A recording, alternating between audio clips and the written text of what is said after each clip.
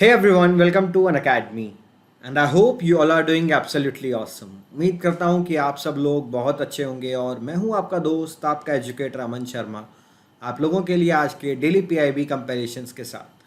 आज डेट है 4 अक्टूबर 2022 और बिना किसी देरी के हम लोग शुरू करते हैं आज के पीआईबी एनालिसिस को। जो पीआईबी एनालिसिस के पीडीएफ है वो आपको मेरे टेलीग्राम ग्रुप में मिल जाएंगी। टेलीग्राम ग्रुप आप लोगों के लिए मैंने ऑलरेडी लिखा हुआ है।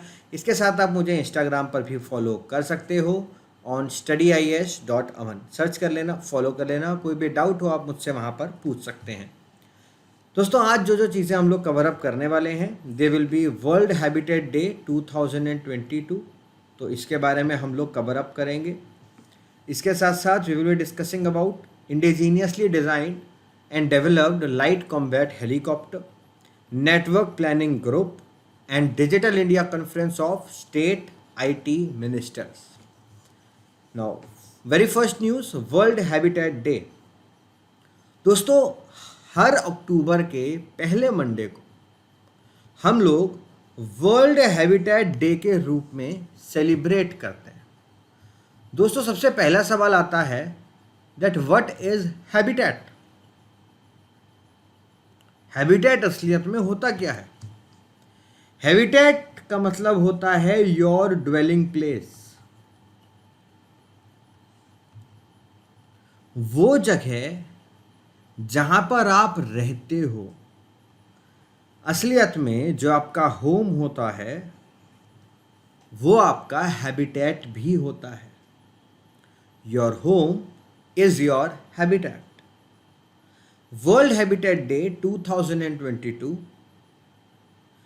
हम लोगों ने अभी रिसेंटली सेलिब्रेट किया, जिसका थीम था mind the gap, leave no one behind and no place behind.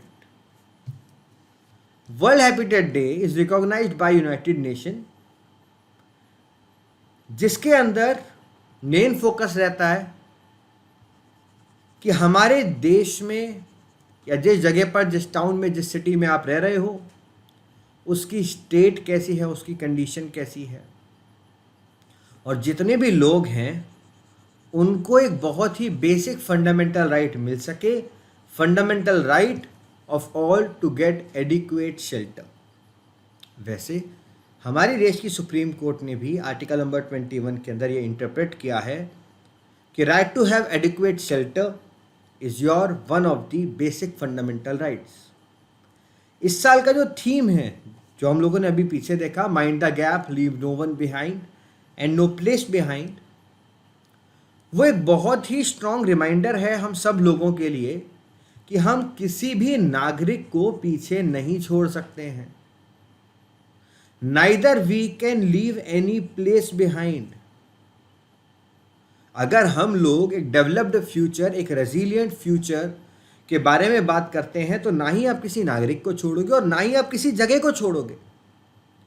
आप उस जगह को भी उसी हिसाब से डेवलप करने की कोशिश करोगे।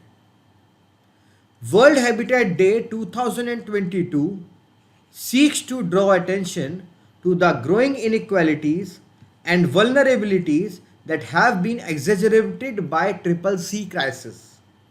बोला है कि अब थोड़ा सा जो हैबिटेट की प्रायोरिटी थी वो हमारी पीछे हो गई। क्यों? क्योंकि CCC क्राइसिस से हम लोग पिछले 2 सालों में घिर गए। What is this CCC crisis? CCC crisis is covid, climate and conflict. Now guys, ये जो CCC क्राइसिस है, आप इस शब्द का इस्तेमाल अपने जीएस पेपर नंबर 2 और जीएस पेपर नंबर 3 के अंदर भी कर सकते हैं। Specially in the mains examination आपको अच्छे मार्क्स फेच करेगा अगर आप बताओगे कि we were facing CCC crisis. ठीक, Covid, climate as well as conflict.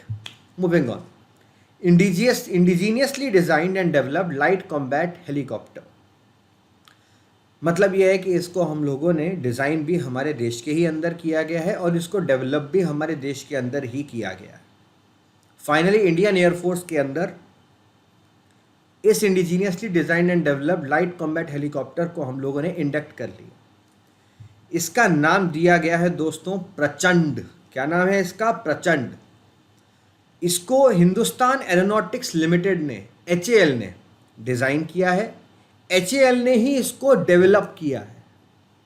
जो LCH है ये पहला indigenous multi role combat helicopter है जिसको HAL द्वारा बनाया गया है। ये ग्राउंड अटैक के लिए भी कैपेबल है, ये एरियल कॉम्बैट कैपेबिलिटी भी रखता है अपने पास। इसके साथ साथ ये भी दिखा रहा है कि इंडिया इंडिजीनियसली डिज़ाइन में कैसे डेवलप हुआ है, किस तरीके से हम लोग आत्मनिर्भर हो रहे हैं खासकर डिफेंस वाले सेक्टर में। इसके साथ साथ लाइट कॉम्बैट हेलीकॉप्टर है, इसका maximum take off weight around 5.8 ton का है। मैक्सिमम स्पीड इसकी 268 किलोमीटर पर आवर की है। रेंज इसकी 550 किलोमीटर की है। Endurance of over 3 hours and service ceiling of maximum density altitude to which it can fly is about 6.5 kilometres. जो helicopter है इसके ऊपर एक रडार एब्जॉर्बिंग मटेरियल का इस्तेमाल किया गया है, जिससे अगर किसी भी रडार के अंदर इसको डिटेक्ट करने की कोशिश की जाए तो ये आसानी से डिटेक्ट ना हो। क्रैश प्रूफ स्ट्रक्चर बनाया गया है। इवन इसके अंदर लैंडिंग गियर्स भी लगाए गए हैं कि अगर किसी भी सिचुएशन में ये लैंड करने पर क्रैश हो गया तो ज़्यादा नुकसान ना हो। जो प्रेशराइज्ड कैबिन है उसकी वजह से आपको प्रोटेक्शन मिलेगी न्यूक्लियर, बायोलॉजिकल या किसी भी केमिकल कंटिजेंसी से। किसी भी तरीके का अटैक हो जाएगा उसके खिलाफ आपके पास कैपेबिलिटी होगी उस चीज़ से लड़ने की। जो हेलीकॉप्टर है it possesses modern stealth characteristics, robust armour protection and formidable night attack capability. इसके अंदर नेविगेशन सिस्टम लगाया गया है। ये air to air missiles launch कर सकता है, जिससे कि ये मॉडर्न बैटलफील्ड में भी बिल्कुल एकदम तगड़ी तरीके से खड़ा रहे। It is capable of operating from high altitude terrain and carrying out precision strike at high altitude targets. और इंडियन एयरफोर्स की कैपेबिलिटी में इसने एक नई चीज ऐड कर दी है। दोस्तों एक और छोटा सा आपके लिए अपडेट आया है नेटवर्क प्लानिंग ग्रुप को लेकर। नेटवर्क प्लानिंग ग्रुप जो कि खुद पीएम गति शक्ति के अंदर हम लोगों ने बनाया था, उसने 3 इंपॉर्टेंट रोड कनेक्टिविटी प्रोजेक्ट्स के लिए रिकमेंडेशन प्रोवाइड करी हैं। जो नेटवर्क प्लानिंग ग्रुप है इसके अंदर हेड्स हैं नेटवर्क प्लानिंग विंग के ऑफ रिस्पेक्टिव इंफ्रास्ट्रक्चर मिनिस्ट्रीज। इसके साथ साथ जो एम्पावर्ड ग्रुप ऑफ सेक्रेटरीज है वो भी इसको असिस्ट कर रहे हैं, जिसको ऑलरेडी कैबिनेट सेक्रेटरी हेड कर रहे हैं। Empowered group of secretaries consist of secretaries of 18 ministries as members, head of logistic division under DPIIT as member of the convener। now इस वाले आर्टिकल से रिलेटेड हम लोग एक छोटी सी चीज़ कवर अप करेंगे, दैट इज पीएम गति शक्ति।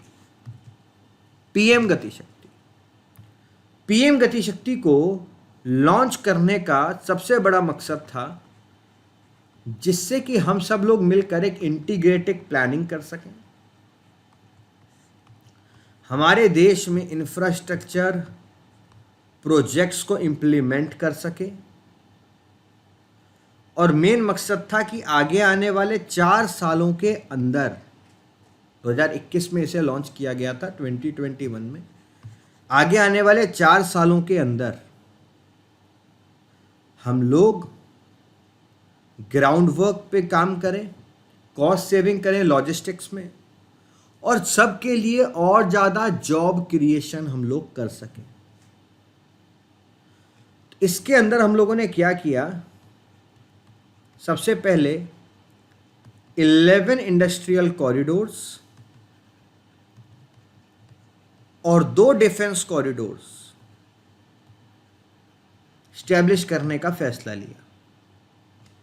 इंटीग्रेटेड अप्रोच में 16 इंफ्रास्ट्रक्चर से रिलेटेड जो मिनिस्ट्रीज हैं उनको हम एक साथ लेकर आए और एक ऐसा प्लेटफॉर्म बनाया जिसको हम पीएम गति शक्ति डिजिटल प्लेटफॉर्म के नाम से जानते हैं। एक ऐसा प्लेटफॉर्म हम लोगों ने क्रिएट किया जिस प्लेटफॉर्म के अंदर एक मंत्रालय इंफ्रास्ट्रक्चर में क्या काम कर रहा है उसकी इंफॉर्मेशन बाकी मंत्रालयों के पास भी पहुंच जाए, जिससे अगर सेम जगह पे सेम इलाके पे अगर वो कोई प्रोजेक्ट और अपना करने की कोशिश करे तो वो उस हिसाब से एडजस्ट कर पाए। और इस कोऑर्डिनेशन की वजह से हमारी कॉस्ट कम होगी, इंटीग्रेटेड प्लानिंग होगी, डेवलप्ड प्लानिंग होगी, और एक्सपेक्टेड आउटकम यही रहेगा कि इससे कनेक्टिविटी प्रोजेक्ट बेहतर होंगे और Bharat business capital of the world बन जाएगा।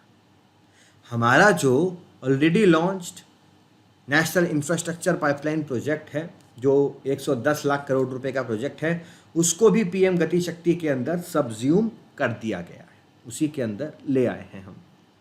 ठीक, तो एनपीजी का जो रोल है वो क्या है इसके अंदर? वो रोल यही है, to ensure integrated network, enhance optimisation through modification, expansion, new network creation, duplication of work ना हो। यही तो 16 मंत्रालयों को इंटीग्रेट करके उनको एक दूसरे की जानकारी देकर, इसलिए हम लोग करेंगे, डुप्लीकेशन ऑफ वर्क ना हो और लॉजिस्टिक कॉस्ट कम हो। मूविंग ऑन, डिजिटल इंडिया की कॉन्फ्रेंस हुई स्टेट आईटी मिनिस्टर्स की along with the 6th India mobile Congress जो हुई थी। उसके अंदर कनेक्टिविटी के अंदर क्या क्या प्रोग्रेस रही, इलेक्ट्रॉनिक मैन्युफैक्चरिंग के अंदर स्टेट्स कैसे कैसे काम कर रही हैं, ई गवर्नेंस इनिशिएटिव कैसे कैसे चल रहे हैं, उन चीज़ों के ऊपर फोकस किया गया था। डिजिटल इंडिया भारत सरकार का फ्लैगशिप प्रोग्राम है, जिसके अंदर मेन मकसद है कि हम एक डिजिटली एम्पावर्ड सोसाइटी क्रिएट कर दें और देश को एक नॉलेज इकोनॉमी में ट्रांसफॉर्म करें। मेरे पीछे आपको 9 मेजर पिलर्स उसके दिख जाएंगे। पहला है broadband highways, universal access to mobile connectivity, public internet access programme, e governance initiative, e Kranti, information for all, electronic manufacturing, IT for jobs और early harvest programme. So this was all for today's PIB. I hope you all loved it. Do not forget to like and share. Do not forget to follow me on Telegram and Instagram too. आज के लिए बस इतना ही। जुड़ने के लिए धन्यवाद। Bye bye. Take care.